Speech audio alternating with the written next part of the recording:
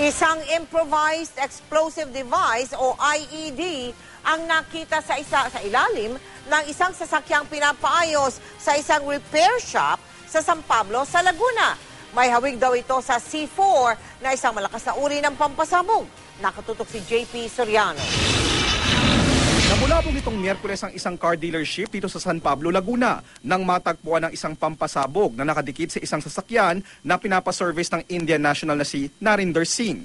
Ayon sa Alaminos Police, pasado alas 10:30 ng umaga nitong Miyerkules nang dinala ni Singh at dalawa pang kasama ang kanilang sasakyan para ipa-change oil. Dati na raw nilang kliyente si Singh, kaya kahit hindi nakaschedule ginawa raw nila ang sasakyan nito. Pero laking gulat daw ng technician ng dealership branch nang makitang may bombang nakatip sa rack and pinion ng sasakyan. May nakakabit pa ditong cellphone.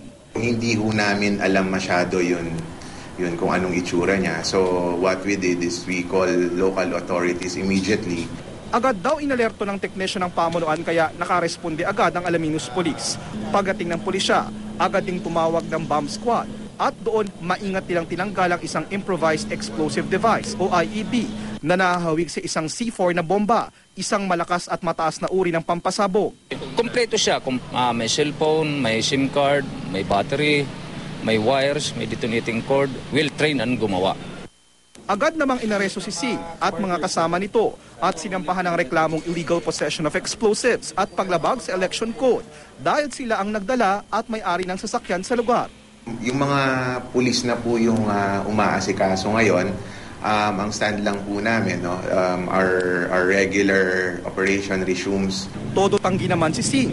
Wala po sir, kami alam mo doon at hindi po namin gagawin yun kung sasakali po. May pamilya din po kami.